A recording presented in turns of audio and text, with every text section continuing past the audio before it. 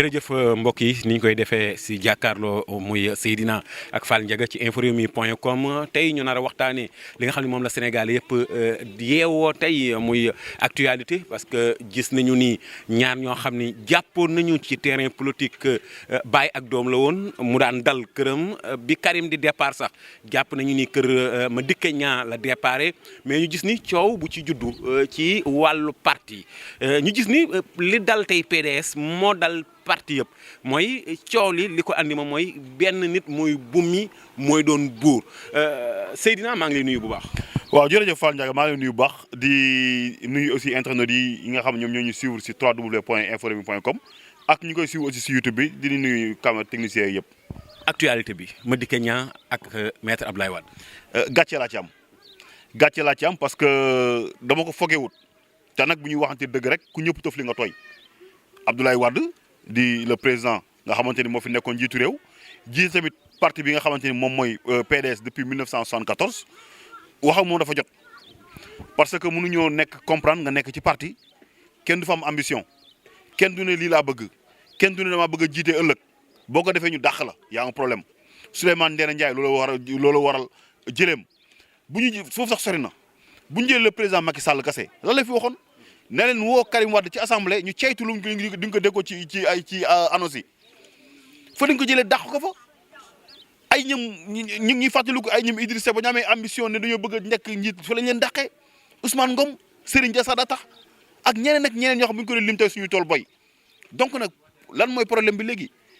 yow man depuis 2 ans maa ngi naan leen Karim Wade du teg tànkam ci Sénégal te ba tey maa ngi koy wax te ba tey amul bu ngeen demee ci YouTube beeg ci Google preuve yaa ngi foofu. Seydina Seck l'avait dit newoon naa leen Karim Wade du ñëw du bokk ci élection législative depuis daal la ñu wax naan day ñëw man leen du ñëw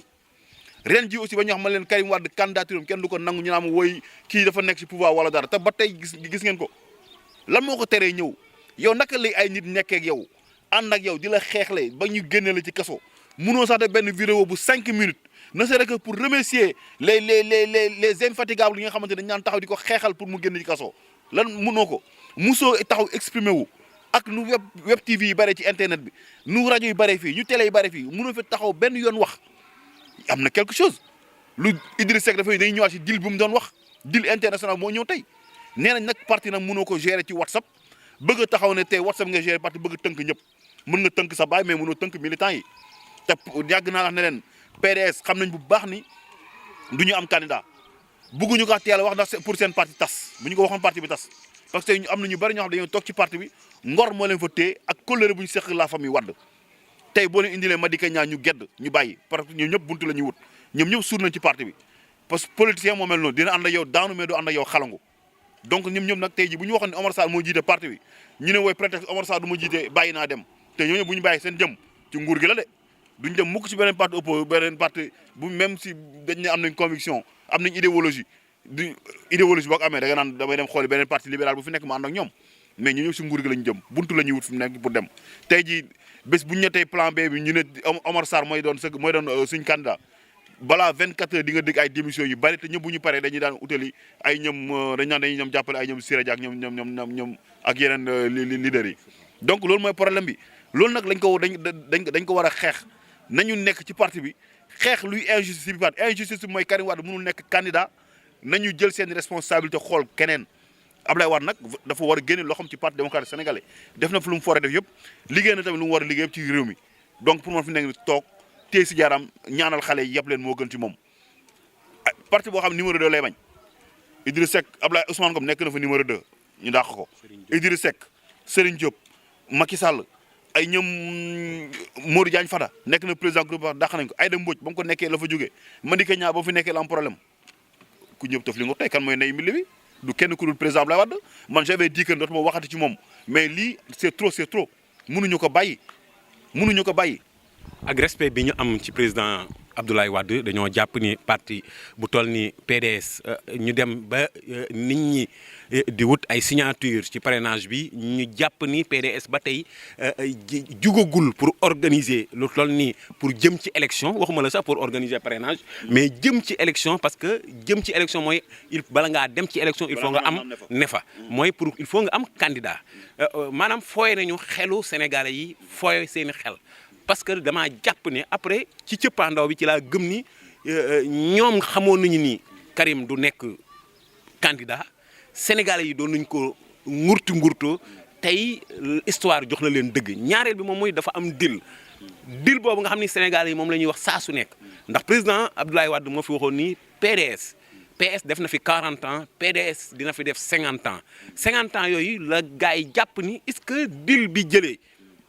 comme ni ko sénégalais yi waxee Karim Wade yóbbu ko mu génn réew mi deal boobu est-ce que tey continué wul ci diggante Abdoulaye Wade ak ki nga xam ne moom mooy Macky Sall parce que damaa jàpp ni PDS toll ci ay cadre ni PDS toll ci ay militants ñi mën a remplacer Abdoulaye Wade mën fee remplacer Karim Wade dafee bari kon bu ñu demee ba ci cëppaandaw bi gisuñu ko remplacer parrainage bi gisuñu leen ci terrain bi. candidat amul damaa jàpp ni kon sénégalais yi wax nañu dëgg ni Abdoulaye Wade ak Macky Sall am na deal boo xam ni waxuñu ko sénégalais yi te moom mooy sacrifier parti démocratie Sénégal sacrifier ay militants mais sacrifier maanaam soppe yi nga xam ni ñoom seen carte ñoo ngi ko yéene woon PDS. kon tey bu ñu demee ba jàngat loolu dama ciy jàngat Seydina moom mooy parti yi Sénégal dafa mel ni maanaam donnante la parce que tey Idrissa bu waxee ci réew mi. kenn sañta